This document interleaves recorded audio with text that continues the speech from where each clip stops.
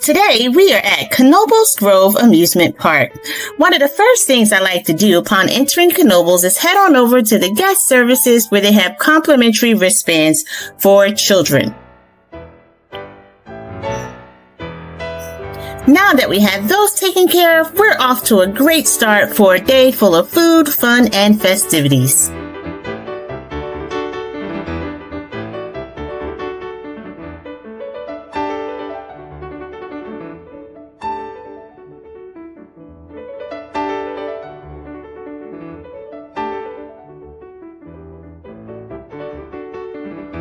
Good morning. We are at Knoebels Grove Amusement Park in Ellisburg, Pennsylvania. Sights and sounds, they stir the soul. At Knoebels Grove, we're holding bold. Right on the track. Fast track.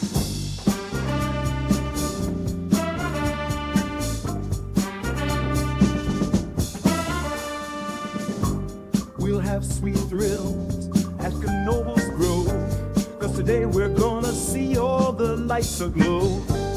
Spin round, laps abound, screams, oh, oh, oh.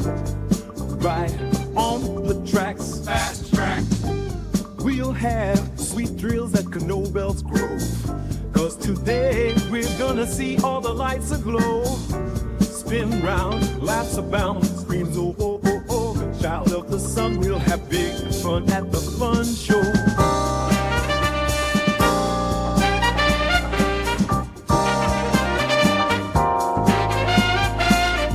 Ferris wheel high, the cotton candy spinning. Whirl on the rides, ride just like that, ride. Echoes of joy, hear the children's cheer in the heart of the park. Every face does glow. Hold tight, take flight up into the blue. Spirits like birds, we soar through the fun show. Popcorn in hand, we're part of the painting. In the pot to the yin, at yeah, the red man goes.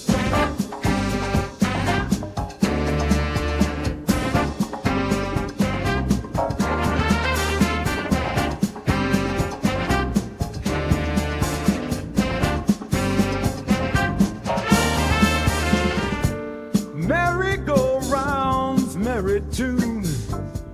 Hold my hand, let's chase the moon. Across the skies we swing so high, oh, oh, oh. In the rhythm of love, join the dance at the fun show. Caramel sweets, our hearts in sync, feeling carousels turn to beats of drums, vibrant and alive. Our spirits dance with every jive.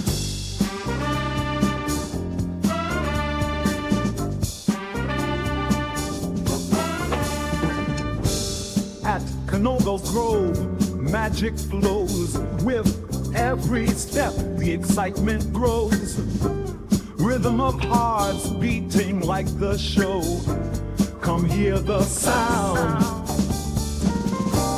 Drum beats rise as the games unfold. At Knoebels Grove, joy uncontrolled.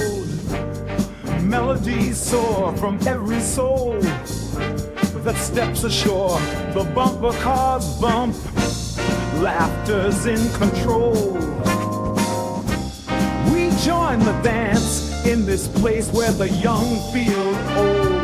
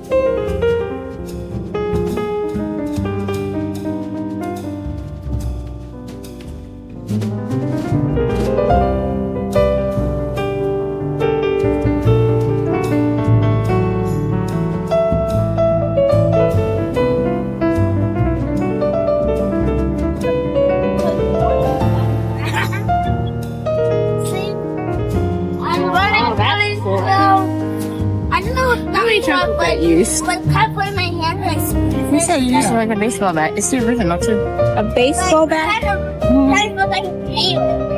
cool. Yeah. You're saying it. No,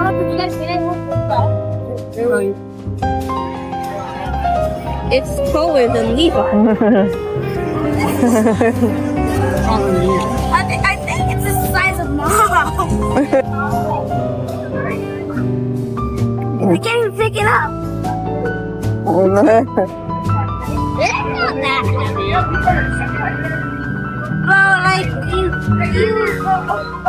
But like you. Don't aim it. Don't aim it. Wait, these are fake bullets. They're bullets.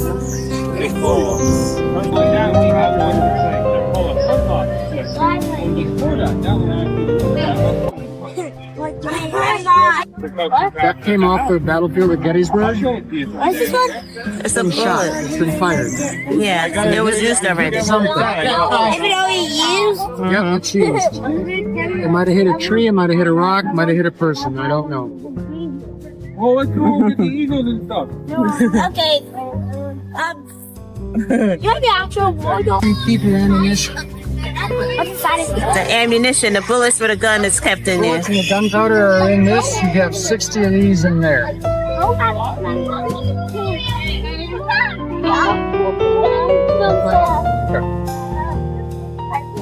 Yeah, like I bet I can pick it up. I go inside. And then I can go inside. Is he allowed to go inside the tent? Are they allowed? Oh. The officer's tent. You walking in here? It's hot. Wait, Mom. It's very hot in here. Wow.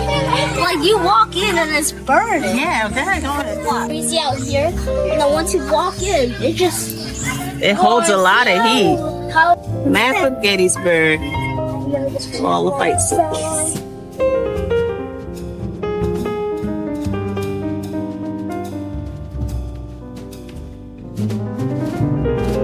this a map? What's that? No, I don't think that's something you get on. That's over 100 years old. Wow.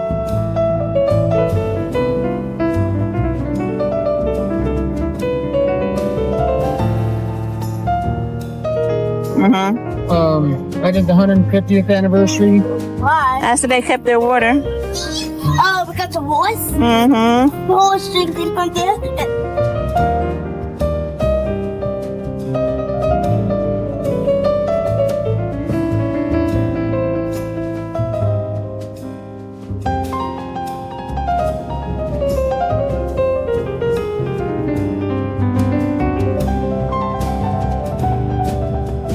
So you want to be in the play? 5 minutes. Yeah. Yeah. You excited?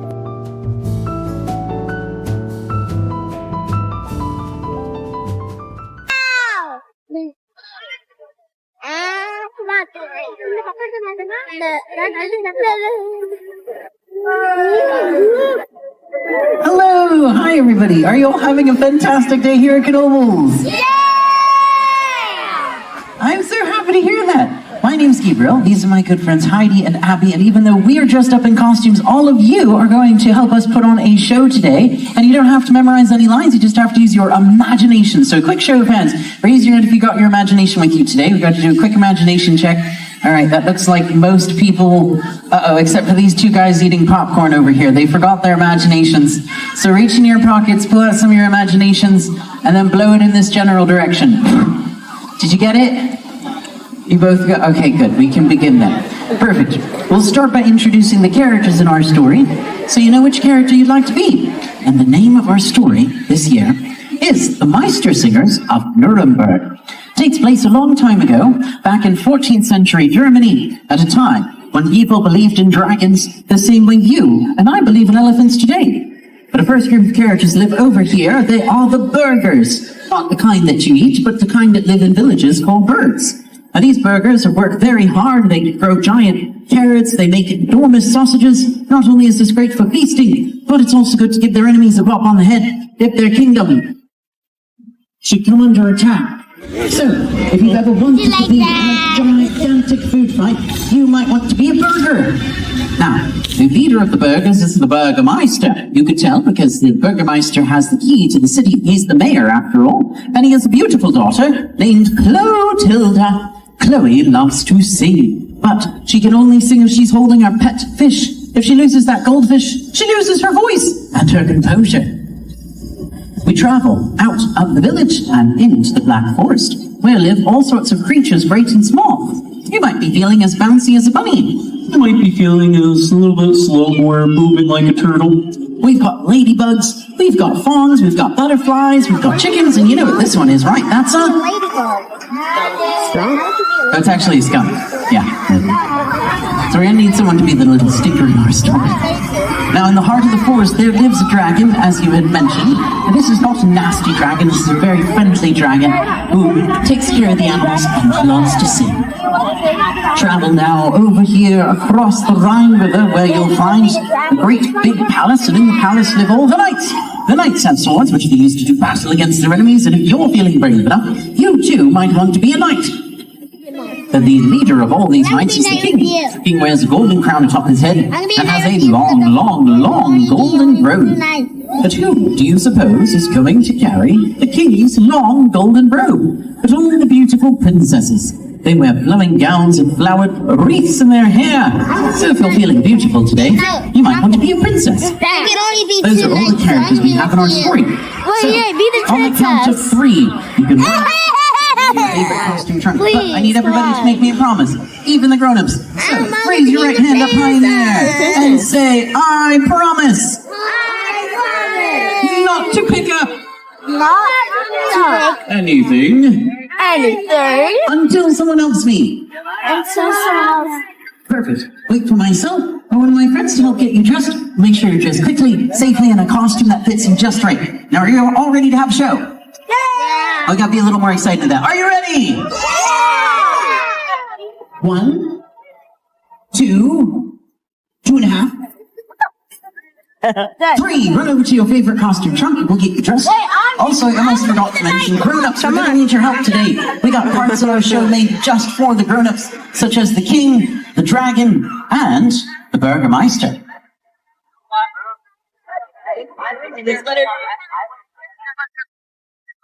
She'll help you do that. What's really good for Joyce to the other marionette. Yeah. You excited? Yeah. What's that sound good?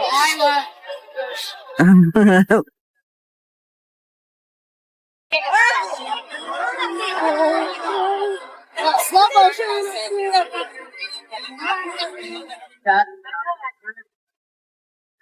All right, so we've got a princess here who says that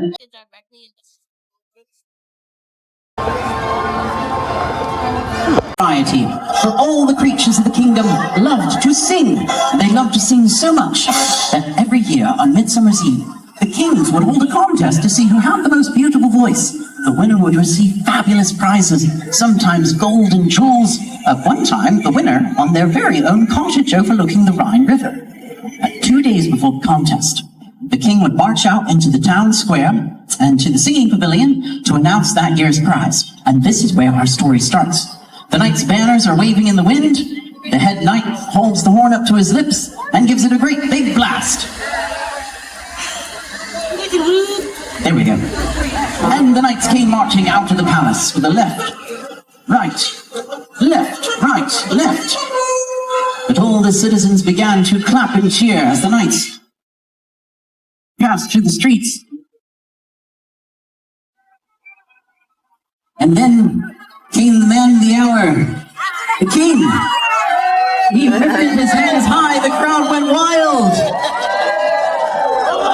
Now watch out there, King Bob, you want to stay right over there, you're going to talk to them, yeah. The king said, ladies and gentlemen of the kingdom of Knoebels, I know you love me, and I love you too. And that is why this year, for the 101st annual contest, the winner will receive a prize unlike any other king has given. For the winner will get to marry one of these most beautiful princesses or handsome knights. The crowd cheered. Clotilda and the Burgermeister ran over to the king, and they whispered into his ear. The king nodded his head. He said, "Oh yeah, well, there's one more thing. As usual, dragons are not allowed to sing in the contest, especially this year. Thank you so much, burghers." The burghers returned back to their village. The king waved farewell to his loyal subjects who cheered for him as he returned to the palace. Who didn't want to marry a beautiful princess or a handsome knight? The burghers, especially. They got to practicing right away. The burghers ran out into the town square. The Burgermeister conducted them all with his key, her key, and this is what they sounded like. Hey, this is the part of the show where you get to lip sync. But people make a good living doing that. Why, this music sounds a little strange to you and I, but back then it was every bit as popular as the music we hear today. That's why the burghers were twirling in circles. They were tossing their food in the air. Yeah, they were giving each other high fives. And then it came time for Clotilda's solo. Chloe threw her arms wide. She opened her mouth. She took a deep breath. And, well, let's hear what she got. Isn't she magnificent? There, you can clap for her.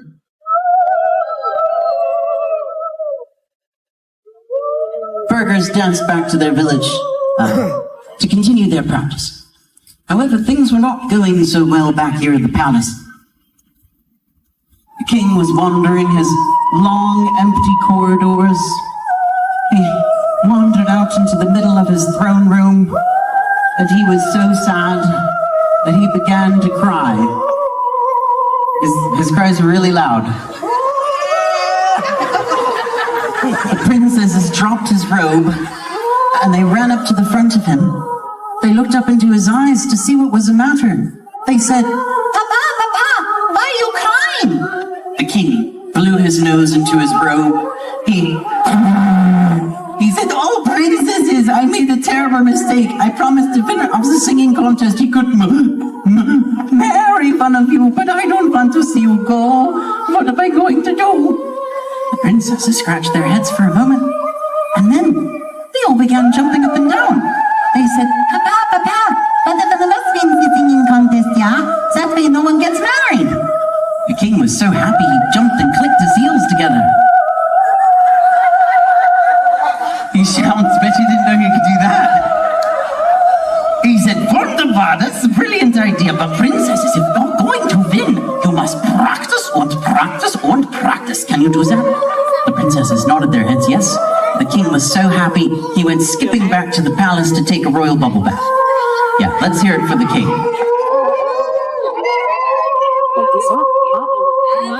The princesses wasted no time. That very day, they went dashing down to the meadow. They threw their arms wide, they opened their mouths, they started spinning in circles. But before they could sing, the animals came out to play. The animals came out of the forest and started running circles around the princesses. There was a skunk, there was a turtle in a baseball cap, and a reluctant frog. They started running around and the princesses started to chase the animals. The princesses said, "Oh, what cute little creatures, let's try to catch them, yeah." But while the princesses were chasing the animals, Dragon was watching from the forest and got the wrong idea. Oh, he said, "I see what's going on. The king has sent his princesses to kidnap my animals so they cannot sing in the singing contest. I'll get even with him, I will." The princesses kept chasing the animals as Dragon crouched behind the bushes. In his sweetest voice, he called, "Yo, princesses!" The princesses froze. The animals ran back to the forest. Dragon jumped out from behind the bushes, and the princesses screamed! But it was too late, for they looked into Dragon's eyes and were hypnotized. The princesses' arms stuck out in front of them like they were sleepwalking. And in a trance, they picked up Dragon's tail and began to carry it as though it were their father's golden robe. Dragon chuckled to himself, saying, Oh, princesses, I hope you love to sing, for we have lots of practicing to do. But meanwhile, over here, King Bob was getting a little nervous. He was tapping his toe, and he was chewing his fingernails. He was looking up at the tower clock.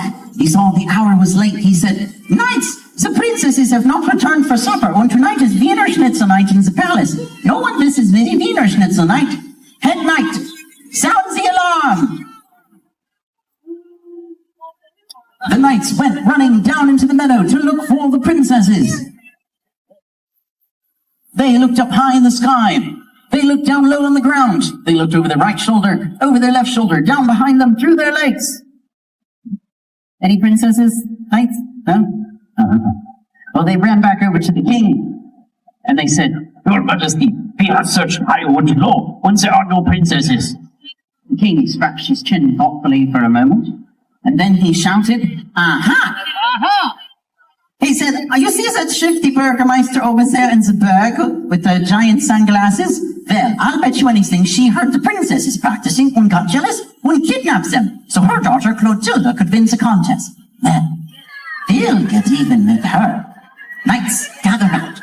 The knights all huddled together. The king, he said, Now, tomorrow night, I just so happen to know Clotilda goes out to practice in the meadow at 6 o'clock. I need you to sneak up on her and catch her.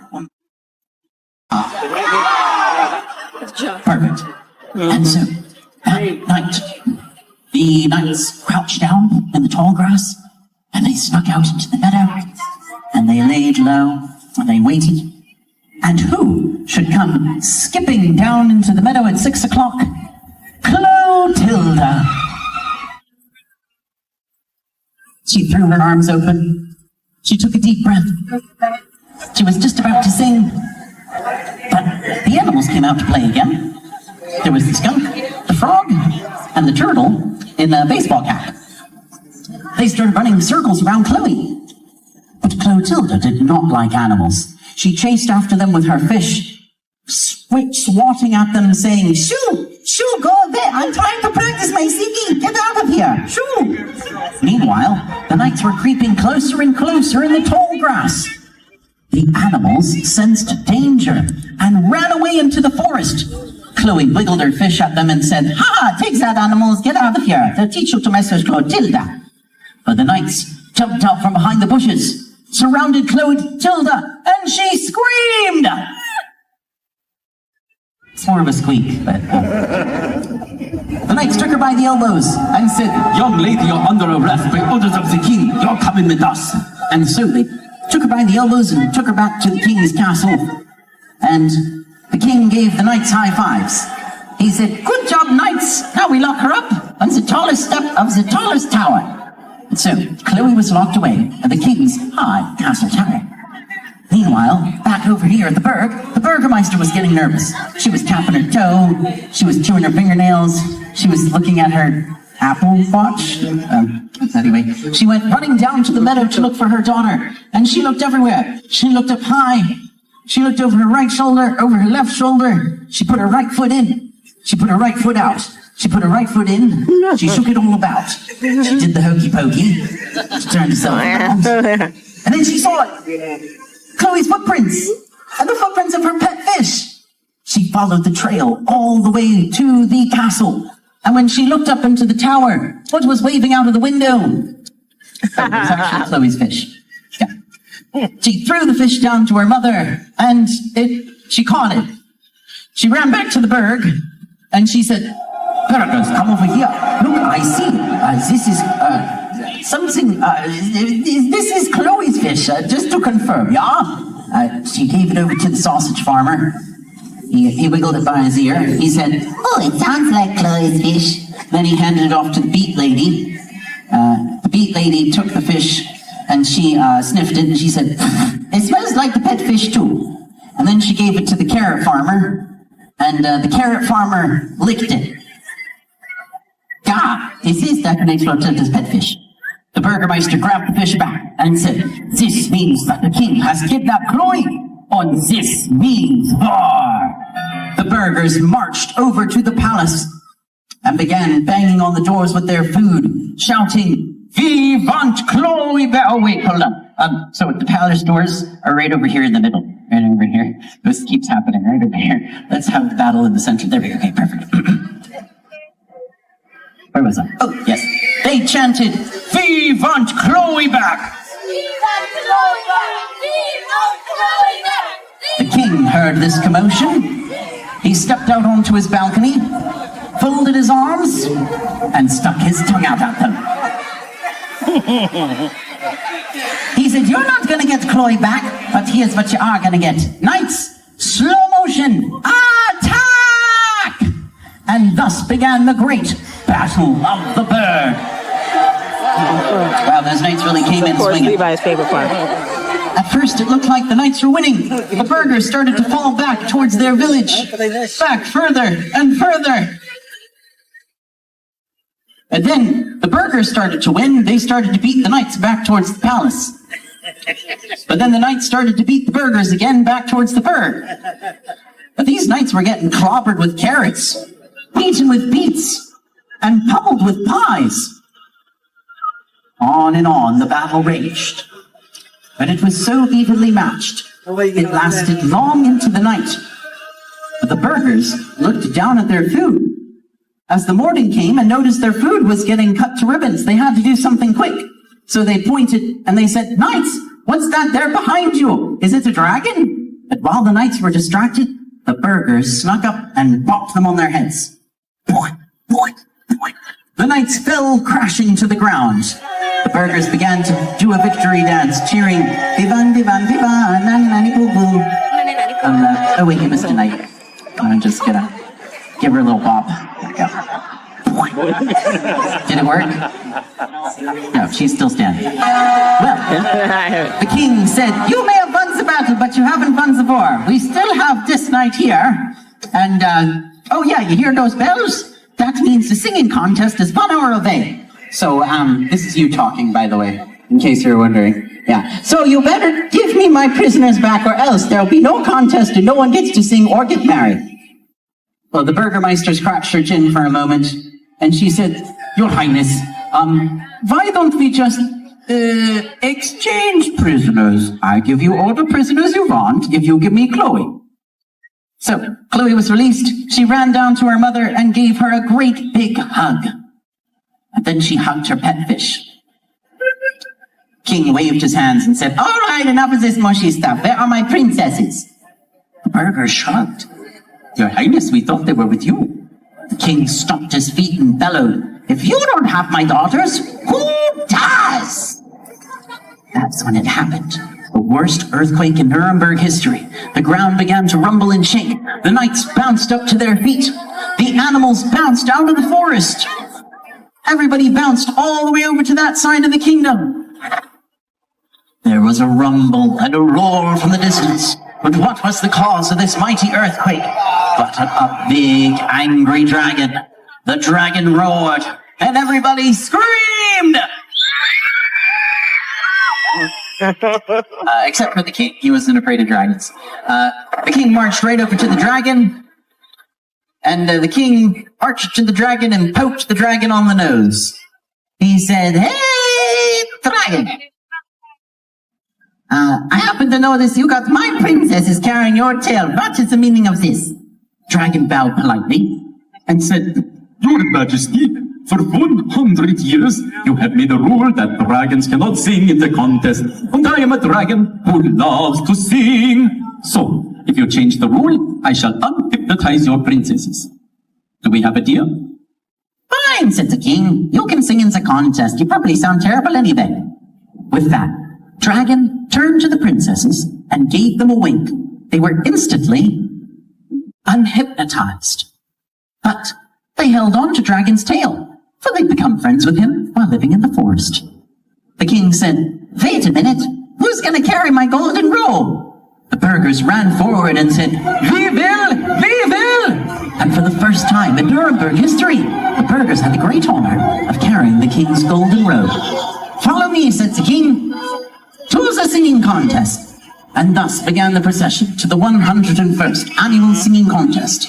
First came the king, and are you making choo-choo noises? What choo-choo gesticulations? Then came the burghers, the knights. Oh yeah, don't forget to clap for everybody, because it's a really nice parade.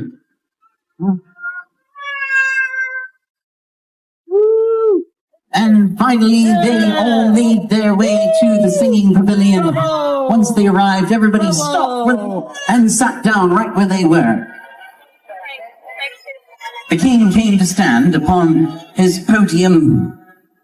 He took off his crown, and he began to pull the names of everybody out, calling them up to sing one by one. Some who sang sounded beautiful, and others not so good, no.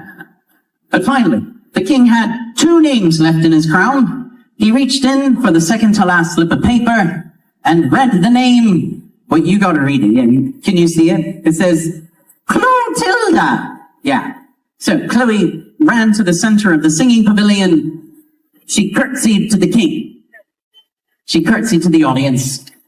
And back to the king she curtsied. Then to the audience. And then to the king. And then to the audience. And the king said, all right, that's enough. Let's hear you sing. She threw her arms wide and, are you ready? She began to sing her song, which went like this.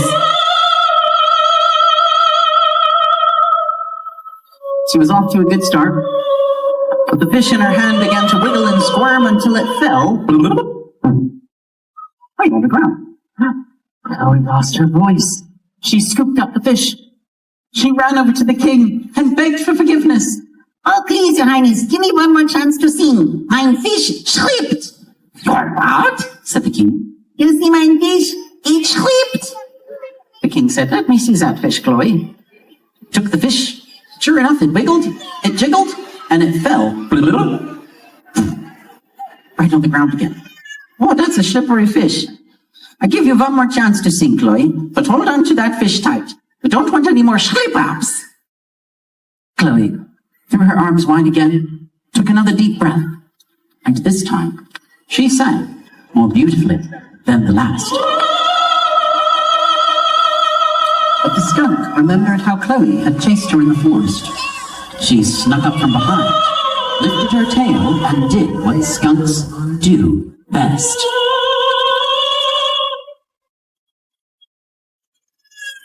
Chloe pinched her nose and everyone burst out laughing.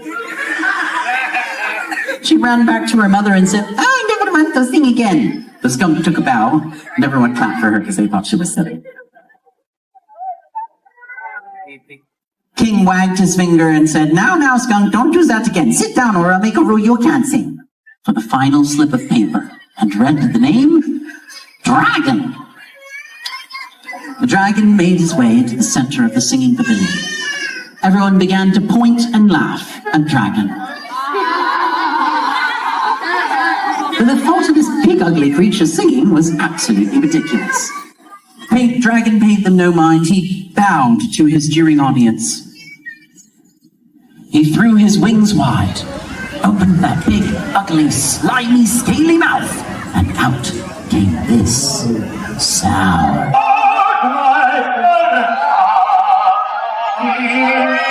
Everybody's jaws dropped open in amazement. They couldn't believe their ears. This ugly dragon had the most beautiful voice they'd ever heard. Tears began streaming down their faces as they reached into their pockets for their handkerchiefs to dab away at their eyes. The king was crying into his robe, but for a different reason. Yeah, he was dabbing his eyes, he was sad. He said, oh no, if this dragon wins, I will have a lizard for a son-in-law. But Dragon kept right on singing until his voice reached the heart of the Black Forest, where it awoke a unicorn. The unicorn stopped to see who was singing. When she saw it was Dragon, she took pity upon him. She rushed down, touched him once upon his head, once upon his heart. Off flew Dragon's head, off flew Dragon's tail, and standing there singing was no longer a dragon, but the most handsome prince you've ever seen.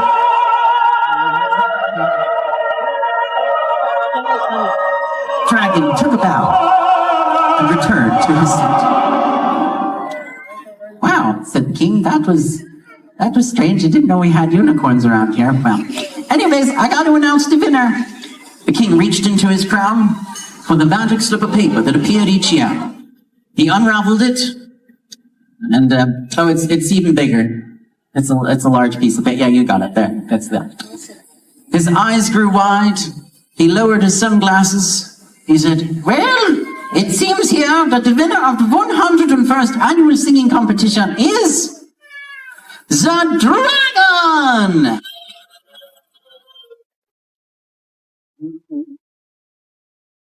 Come on over here, you lucky dragon, you. All right, now, you see those princesses? You'll get to choose which one you wish to marry. The princesses jumped to their feet. They began smoothing out their dresses, fixing their crowns, trying to look as beautiful as they could. The dragon had a tough choice to make, but they were all so beautiful. But finally, his eyes met the eyes of the one princess he knew would be his forever. He walked right over to her. He took her by the hand and said, Your Majesty, I choose this one. Yeah, you can clap that. Just so you know, like, I don't know you, you don't know me. What is that? The dragon and the princess stood before the king. The king lifted his hands, married them that very same hour, and everybody in the kingdom jumped up to cheer in celebration.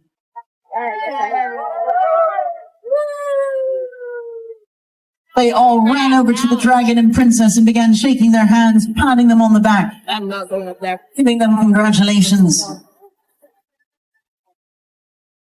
And finally, at the end of their celebration, everybody turned to face the audience and took a great big bow to thunderous applause, because that is the end of our story.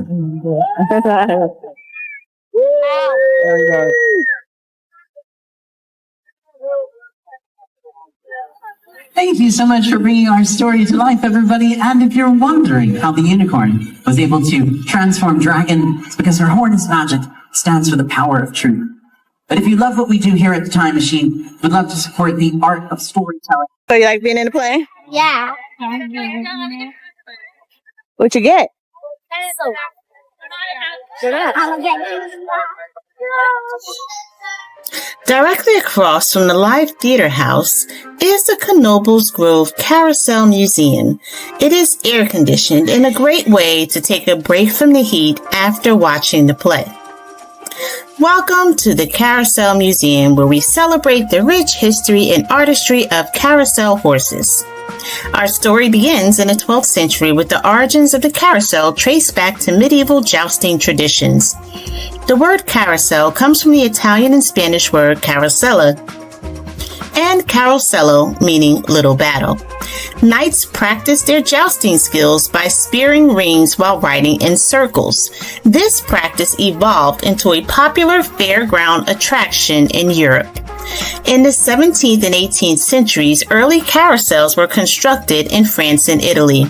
These early versions, called roundabouts, were human-powered and often used by adults. They featured wooden platforms with simple animal figures and chariots. These carousels were not only for entertainment, but also for training purposes, helping knights improve their horseback riding skills. The 19th century marked the golden age of carousels, particularly in the United States and Europe. Steam power and later electricity revolutionized the carousel industry, allowing for more intricate designs and larger installations. Gustav Denzel, a German immigrant who brought his family's carousel making tradition to the United States in the mid-1800s, Denzel's carousels were known for their elaborate carvings and detailed lifelike horses. Frederick Savage, an English engineer who introduced mechanical innovations such as overhead gears and steam power, enabling carousels to become more complex and ornate. American carousels, Philadelphia style. This style is characterized by realistic and highly detailed horses. Carvers like Daniel Carl Muller and Charles I.D. Loof created exquisite horses with flowing manes and expressive faces. Coney Island style, known for its flamboyant and colorful designs, this style was popularized by carvers such as Charles Carman and Marcus Ilions. These carousels featured vibrant colors, gold leaf, and dynamic poses. Country fair style, found mainly in rural areas, these carousels were simpler and more rustic. Carvers like Alan Herschel and Edward Spillman focused on durability and affordability. Charles Loof, a master carver who created some of the most famous carousels in the United States, including the Santa Monica Pier Carousel. His horses are known for their elegant lines and graceful postures. Gustav Denzel, credited with being the European carousel tradition to America, Denzel's horses are noted for their realism and intricate details, such as glass eyes and actual horsehair tails. Daniel Muller, a highly skilled carver whose horses are celebrated for their anatomical accuracy and lifelike expressions. Muller's work often featured complex and intricate trappings.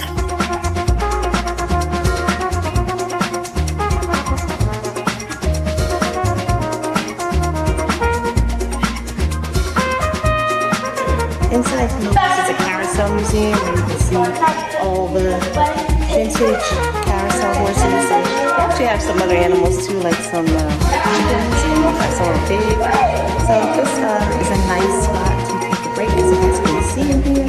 So it's truly hot outside. We'll walk around Knoebels. This is a nice break spot. Marcus Ilions, renowned for his vibrant and dynamic horses, Ilions added a sense of motion and excitement to his designs. His carousels were a staple at Coney Island. As we move into the 20th century, the popularity of carousels continued to grow. However, the advent of new amusement rides in the Great Depression led to a decline in carousel production. Today, carousels are appreciated not only as amusement rides, but also as works of art and cultural heritage. Next, we visit the Anthracite Mining Museum. We'll explore the fascinating and gritty history of anthracite coal mining in central Pennsylvania. Anthracite coal, known for its high carbon content and superior heating qualities, was first discovered in central Pennsylvania in the late 18th century. Early settlers and Native Americans used it for heating, but large-scale mining didn't begin until the early 19th century. The first commercial anthracite mining operations began in the early 1800s. The Lehigh Coal and Navigation Company, founded in 1820, was one of the first companies to systematically mine and transport anthracite coal. They built canals to transport coal from mines in the Lehigh Valley to markets in Philadelphia and beyond. The demand for anthracite coal soared during the Industrial Revolution. Factories, railroads, and homes all required a reliable and efficient fuel source, making anthracite coal a vital commodity. Central Pennsylvania, with its rich coal deposits, became a hub of mining activity. As demand grew, so did the need for more efficient mining techniques. Innovations such as the steam engine and improved drilling equipment allowed miners to extract coal more effectively and at greater depths. Railroads replaced canals as the primary means of transporting coal, further accelerating the industry's growth. The labor-intensive nature of mining attracted a diverse workforce, including immigrants from Ireland, Italy, Eastern Europe, and Wales. These workers faced grueling conditions, long hours, and significant dangers, including mine collapses, explosions, and health hazards like black lung disease.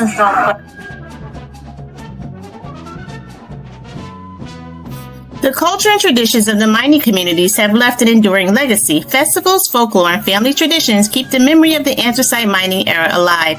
The resilience and solidarity of these communities continue to inspire future generations.